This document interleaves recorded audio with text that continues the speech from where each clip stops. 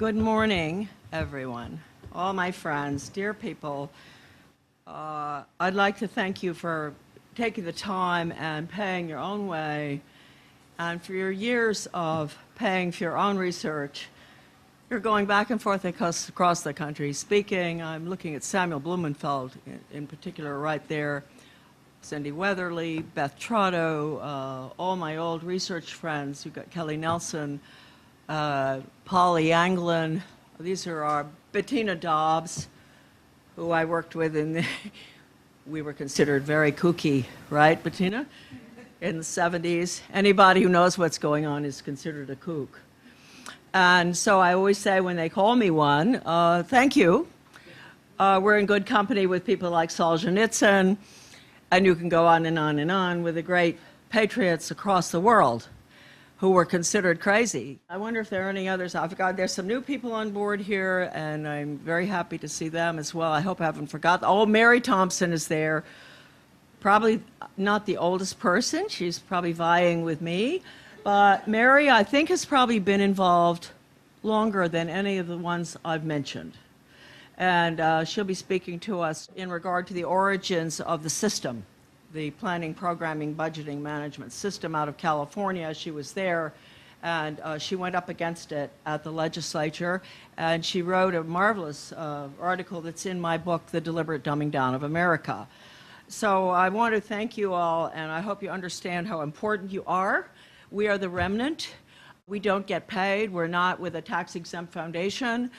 We don't work with George Soros. We don't work with Rupert Murdoch. And I could go on and on. We don't work with William Bennett. We don't work with the neoconservatives because they are the Trojan horse at the moment. They are introducing the charter schools, the school choice, and we have to understand that although many of them may not understand what they're doing, they are the Trojan horse to change our form of government, believe it or not, through unelected councils.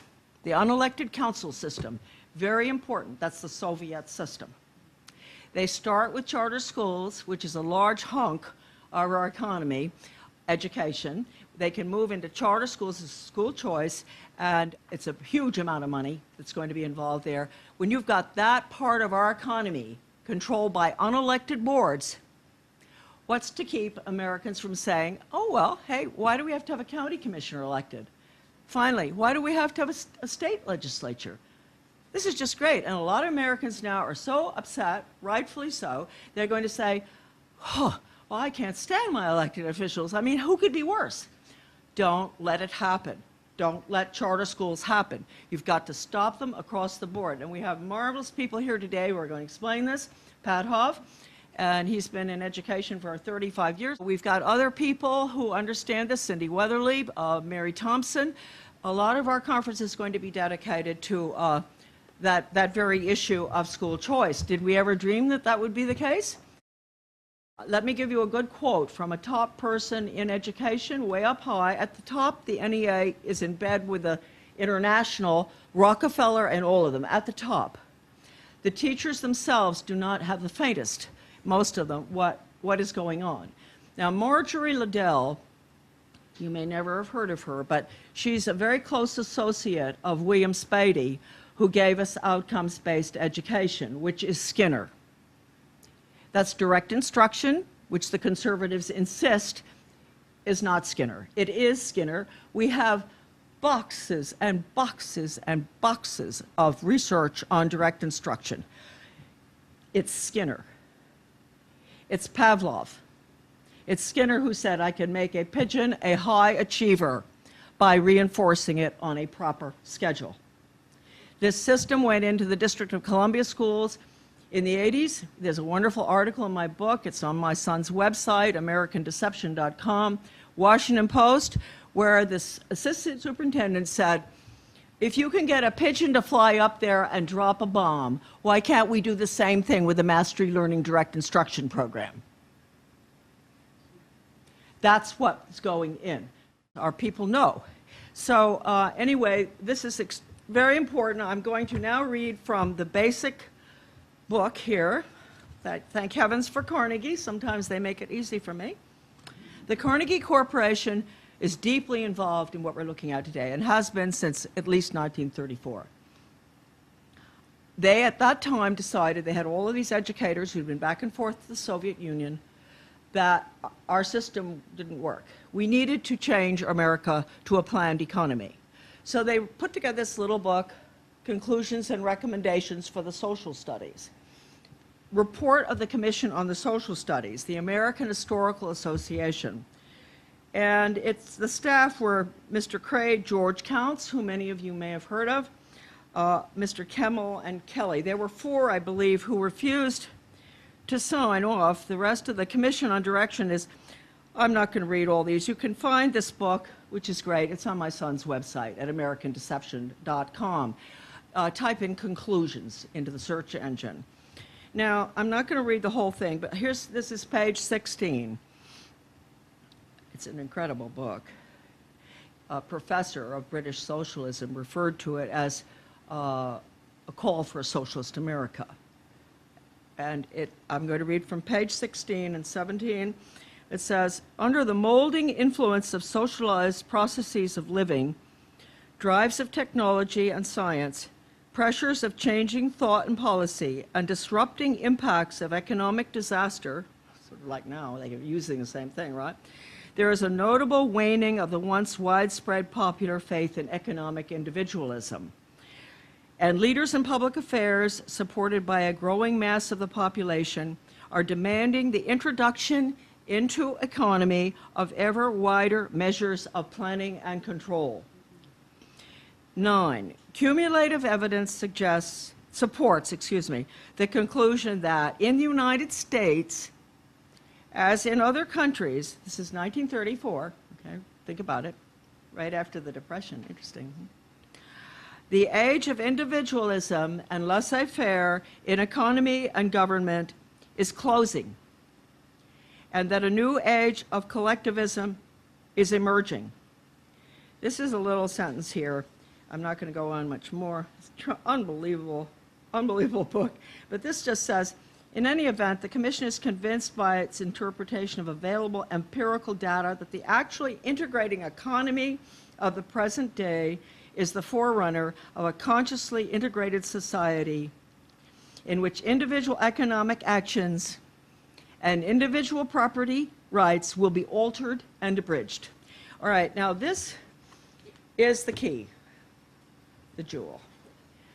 Since then, Carnegie Corporation, every 5 years, they've made it really easy. I always say it's like, what is it, Hansel and Gretel that go to visit grandma or something and they drop the breadcrumbs? Well, Carnegie did that for all of us. Huh?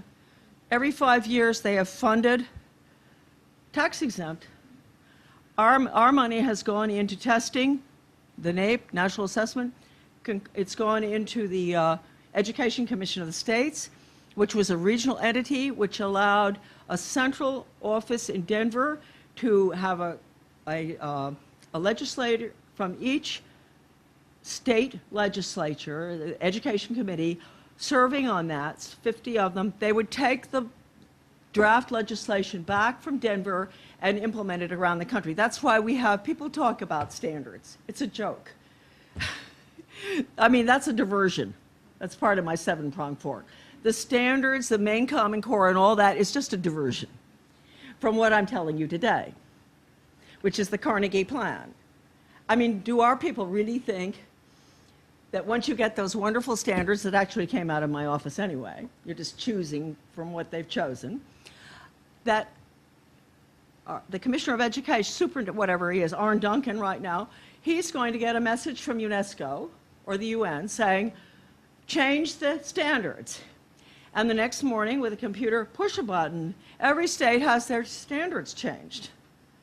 I don't know why our people have wasted 3 or 4 or 10 years on standards. It doesn't make a bit of difference. Do you trust the Department of Ed? Do we really trust my old office? Oh, you shouldn't trust my old office. You should see some of the documents that came out. One of them, Project BEST, Better Education Skills Through Technology. You know what it said in there? What we can control and manipulate at the local level. It says task force members, content of curriculum, etc. Everything. Okay, So just remember that don't get diverted from the major problem, which is international control through computers of all of us, as Orwell said. Our governor is in bed with the Heritage Foundation and pushing the charter schools. And the Heritage Foundation, believe it or not, this wonderful conservative group that gets all the old ladies in tennis shoes, just like me, to send big bucks to them, drafted the North American Free Trade Agreement. How many people know that? Well, no wonder we have hundreds of thousands of jobs gone out of this country because of Heritage. Now, are we going to follow Heritage down that path to charter schools, which is going to give us the Soviet Polytech workforce training system? Of course, that's what Heritage wants. Look, you've got Obama's Secretary of Education, Arne Duncan, here on the left. We'll call him a leftist, right?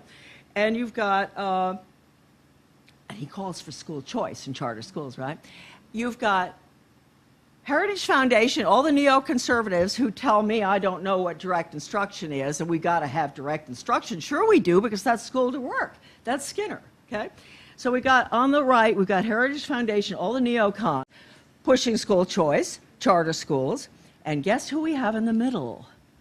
We have our old friends, our good buddies, Rockefeller, etc., Council on Foreign Relations. They are supporting school choice. Now, if I stopped right now, you wouldn't have to have any more information from me, basically. So we have no friends except ourselves. And we are the remnant, and we are going to do something about this situation by making it go global. Because I know my office in the U.S. Department of Ed funded multi-million dollars going abroad to not just wasting our tax money on our own stuff, all over the world, wasting our tax money, sending to UNESCO in Hamburg. Let me point out right now, this is a UNESCO program I'm talking about today. It's a United Nations program. I don't have the latest statistics, but the leading advisors for UNESCO were either Russian communists or Eastern European communists. Now, all 20, all. Think about it. That is where our curriculum is coming from. We're putting in the Soviet system. Now, you've all heard about Norman Dodd. I think most of our people have. Norman Dodd, the research director for the investigation of the tax-exempt foundations in 1953. He's a marvelous man. I knew him. I met him in Georgetown in Washington in 1981 over dinner in a restaurant. I had never heard this story before. And I really didn't want to finish my meal. He told me about how he had to go up to New York as part of the investigation of the tax-exempt foundations and to meet with Rowan Gaither, the president of the Ford Foundation. And he was told by Rowan Gaither that the foundations received their instructions from the White House. That was Dwight Eisenhower at the time, but they'd been getting these instructions ever since World War II. Oh, it came through OSS, had a lot of involvement in this as well. So the instructions were to change America through all their tax funding, which they continued to do, like Carnegie I was talking about every 5 years, change America so it could be comfortably merged with the Soviet Union. Now, people will say, oh, but the Soviet Union is dead. Communism, no, not at all. It was all planned. We know that. We've got Anatoly Golitsyn's book, New Lies for Old. We've got the proof from the former Soviet officials who were involved in the planning of the phony fall. So, but they had to have that happen because they had to get rid of that enemy to have a new enemy. So then we have terrorism now. We've got the new enemy. And it's constantly moving us forward, keeping Americans terrified of whatever enemy we create in order to move forward. That's the dialectic, you know, create the problem, people scream, impose the solution. So anyway, Norman Dodd told me that. You can imagine, I mean, I really didn't believe it. I just couldn't believe that such a thing, even though I had worked in the State Department in Soviet affairs. My background is Department of State and U.S. Department of Ed and local school board member. I'd lived all over the world for 20 years, and I'd seen what went on in Vietnam and China and the torture and everything else, but I still couldn't believe that the United States had a plan to merge with the Soviet Union. Now it's China, too. So we have all these agreements with the Soviet Union, with China, et cetera, that call for a merger of our educational system. It's all school to work. It makes it easy for you. You don't have to worry about, math and science. That's the Soviet system. That's the STEM program. There's a good article in my book that was, that I think it's also on my son's website, American Deception. These educators who went to the Soviet Union in 1959, they were sent there by the Commissioner of Education at that time, ETGRTRTE, and they came back. We've got the report, and it's an absolute identical agenda to what's going in the United States right now. And at that time, I'll tell you what it is. It's Pavlov, it's Darwin, it's learning technology, engineering, science. It's no grades, no competition.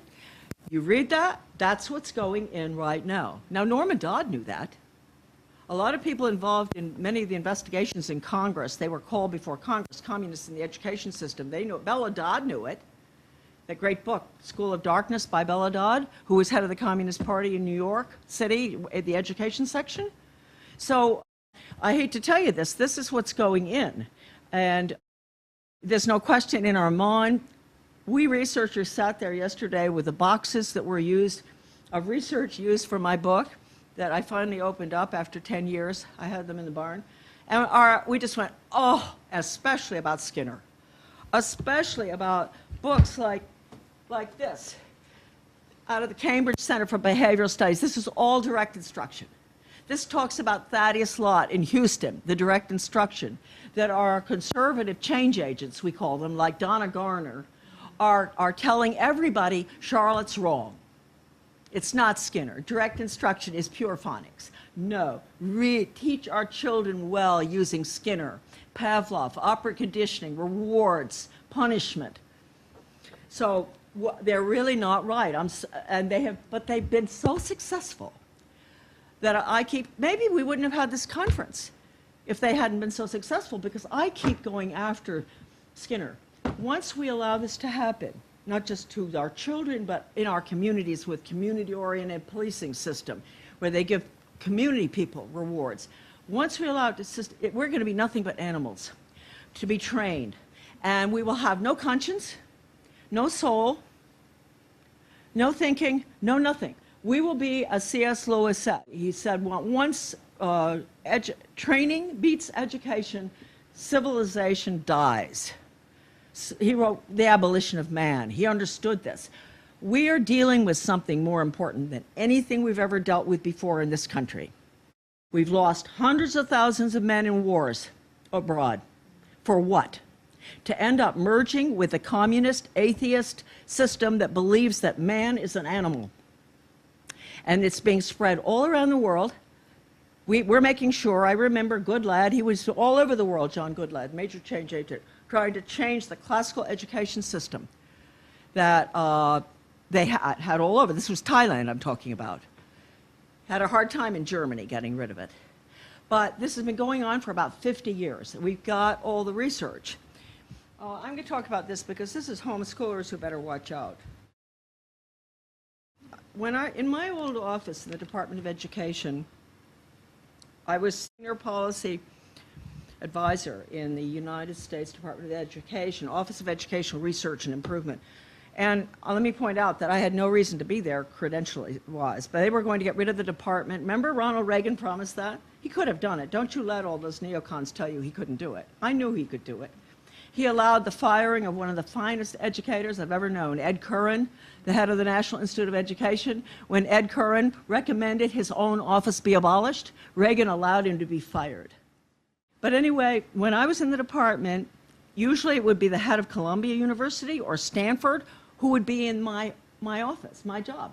So I had access to everything, all the old plans and all the new. And folks overseas who are watching this, you're getting absolutely everything we've got, because this is an international global curriculum that is on the computer, and there can be no deviation from it, and it's lifelong learning. It will be under the umbrella of the school district, run by unelected councils.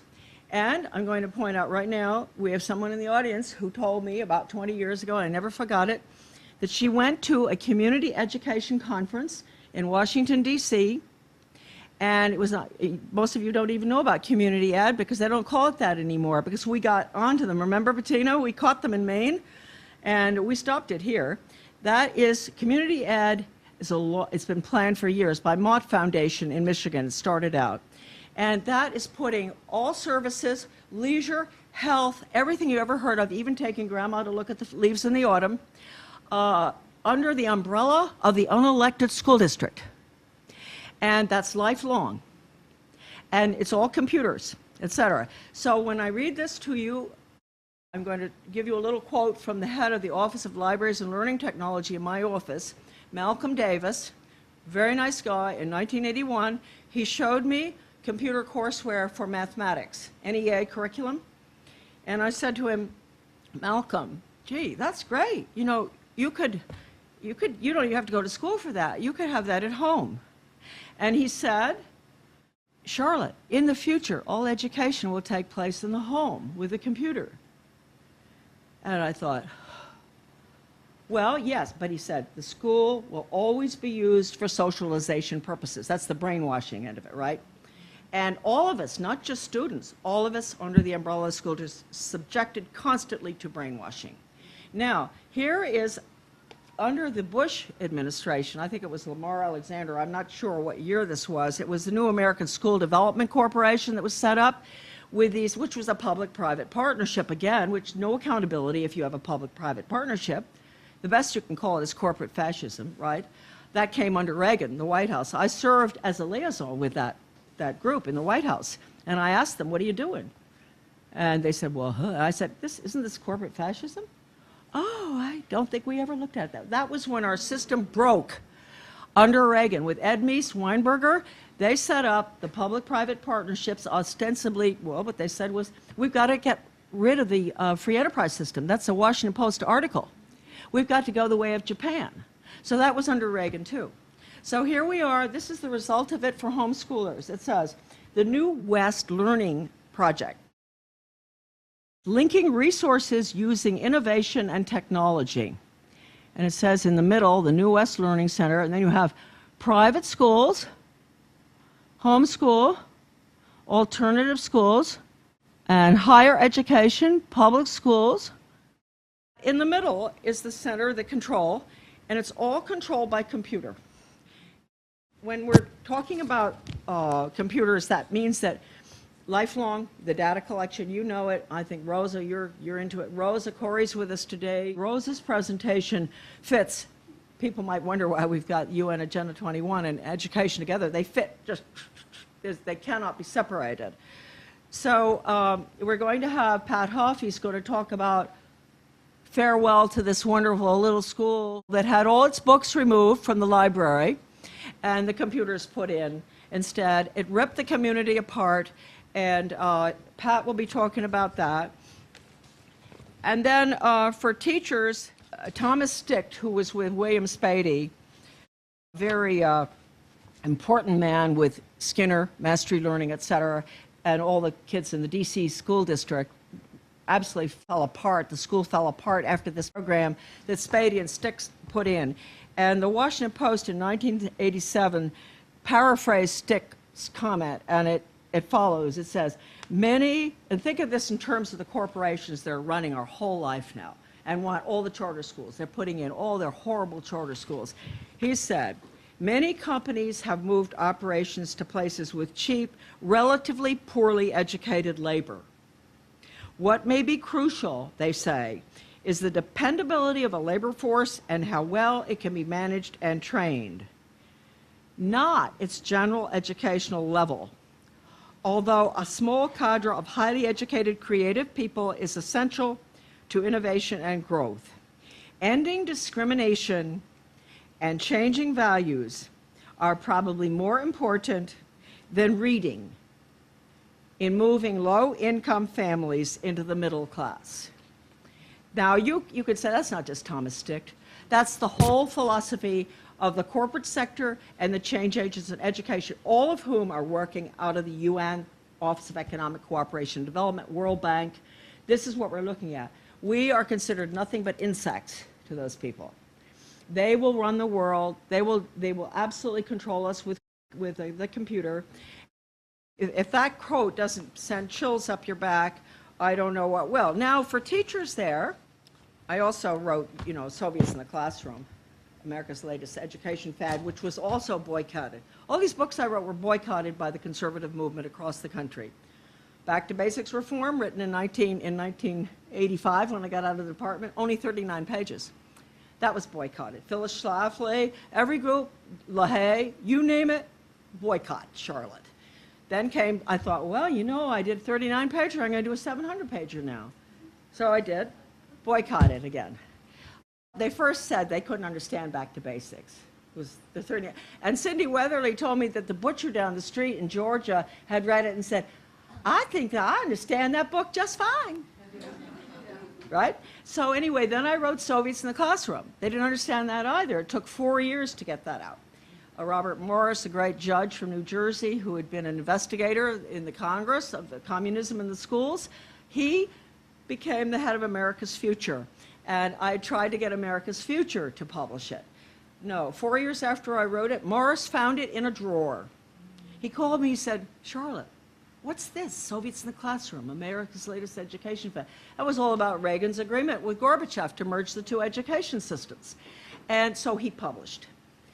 I'm just telling you how complete the boycott of our people has been when someone like Robert Morris, a judge from New Jersey, who had been involved in the hearings about communism in the schools in the 50s and 60s, he did not know.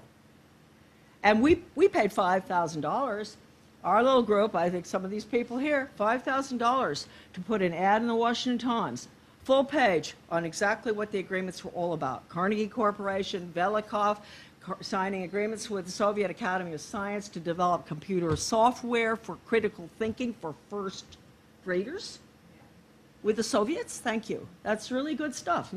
So anyway, I'm going back and forth on this in a bit because I want to connect things for you in your mind. And now for teachers there, I'm going to read you something that has bothered me for years.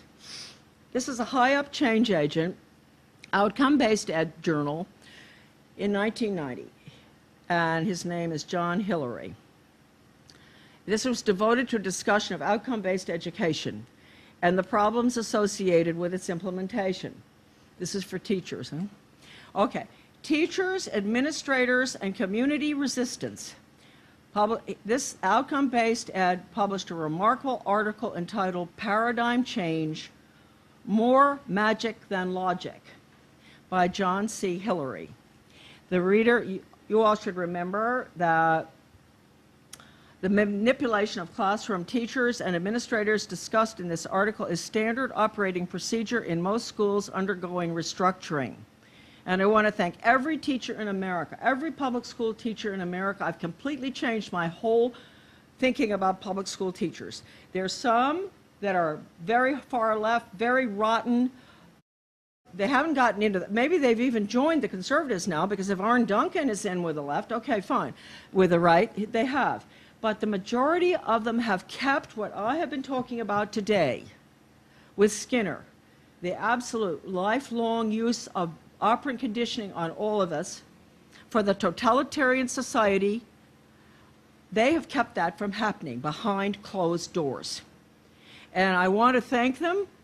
It should have happened shortly after I was fired from my job in the department for leaking the document that talked about technology. It should have happened around then. They were planning on putting the system in.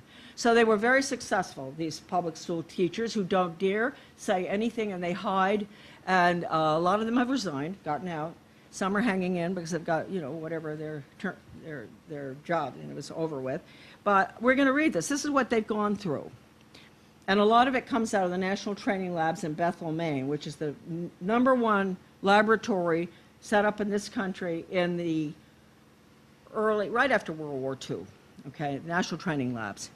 This is for sensitivity training, breaking people down, weekly retreats all over the world now. I know a friend of mine worked in the Bank of Brussels about 20 years ago. She told me when I showed her my little book, Back to Basics, Reform, and she said, oh, Charlotte, this is in the bank.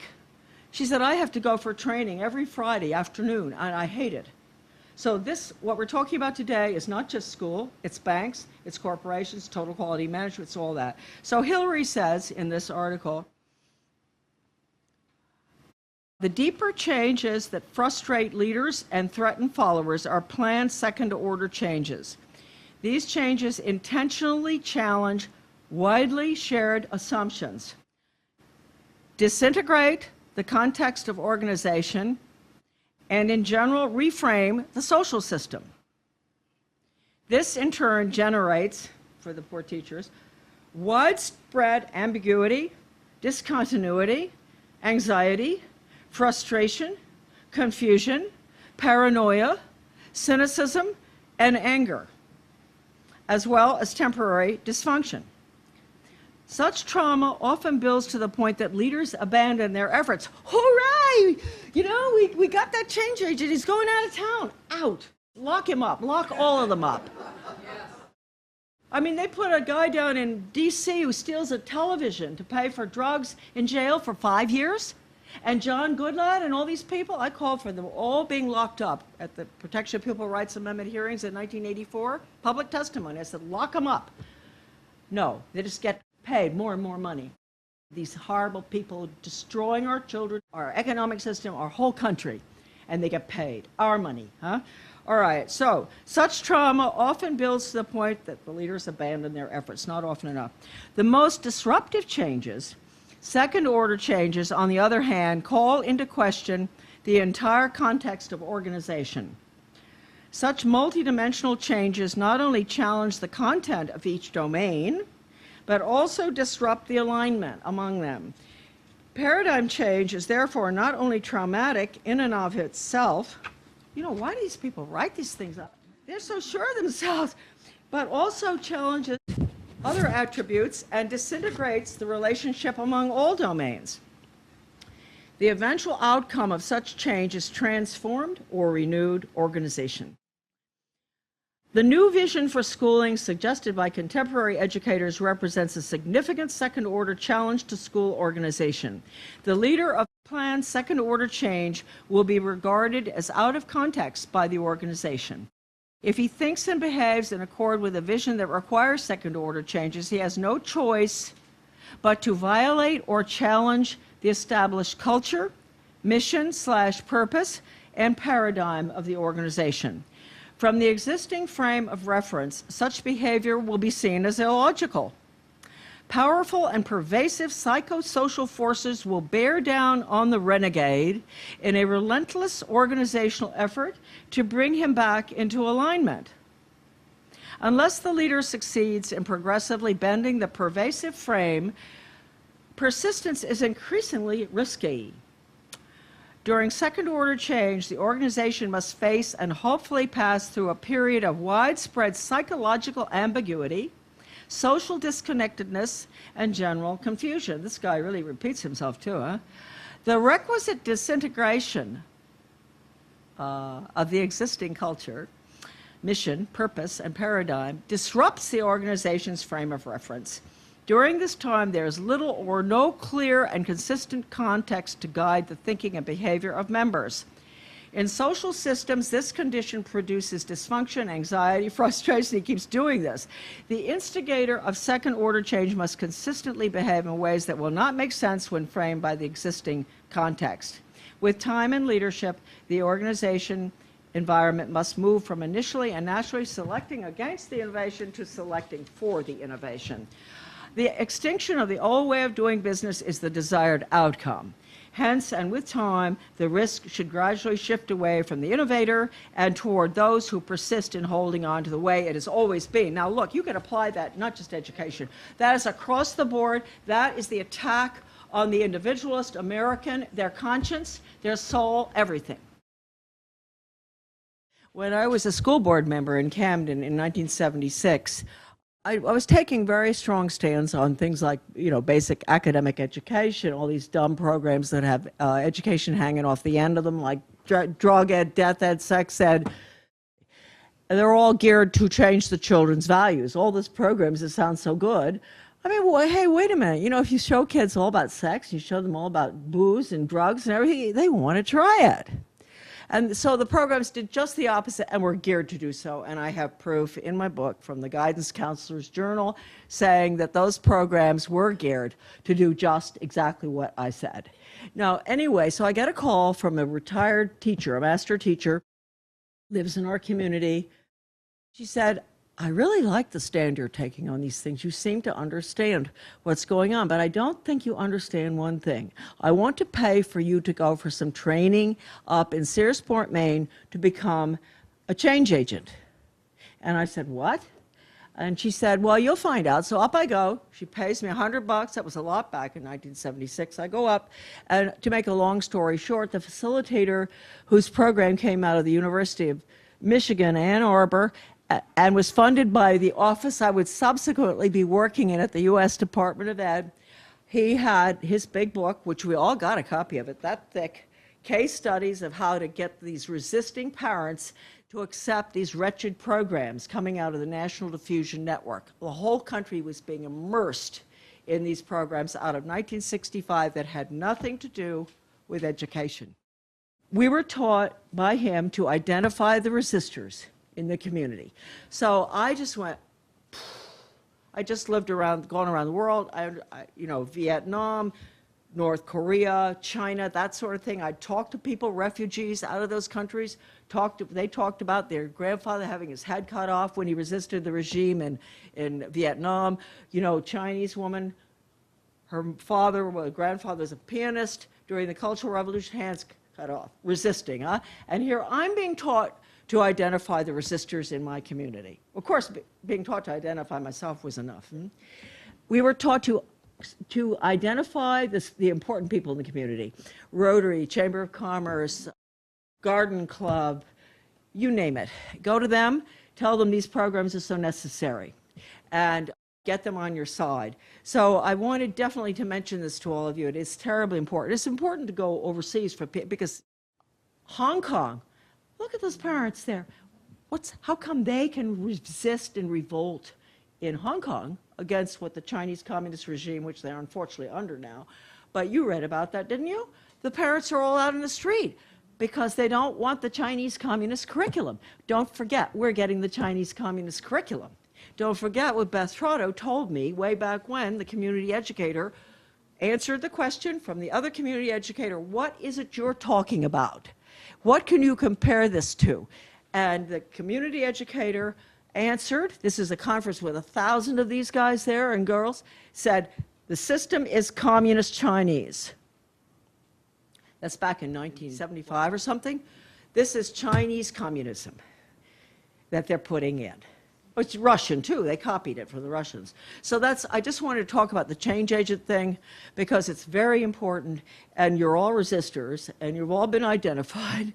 And so you ought to tell your friends that when they come, to try to get your friends on board or change their mind, this is a good case study of where it came from. Out of the University of Michigan, U.S. Department of Ed funded, still being funded. I do believe that I didn't even use my speech, I never do, but I think that I pretty much planned. I never do, it's right here. But I think that I have covered it better than what I wrote down, basically. When I get on my horse, I do that.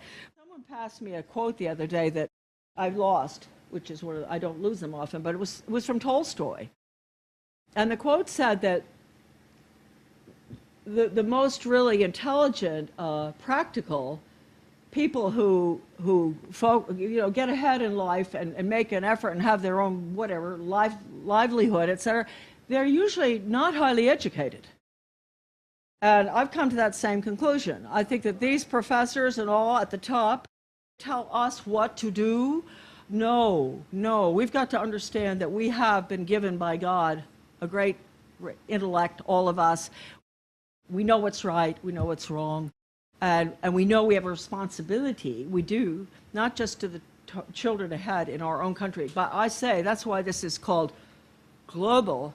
I want all the people out there to understand the role, I'm sorry to have to apologize to you, of the United States in promoting this agenda all over the world. OBE is everywhere. The school to work is everywhere. Of course, they've had it. Many of them are communist socialist countries anyway. Our education system, and I saw it, I saw all the grants going out all over the world. I was really upset. And so I want the people who are watching this disc, and I hope it will be widespread, to understand this is our last stand as human beings, individuals with a conscience. Because, as Dustin Houston said, it's a quote I almost forgot, it's a good one to close with, in regard to computer-assisted teaching. Did I say it? I'll say it again. The head of World Institute for Computer-Assisted Teaching.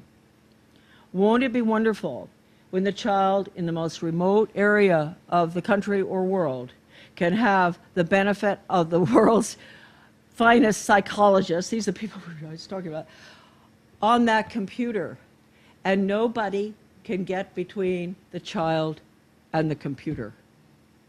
Thank you very much.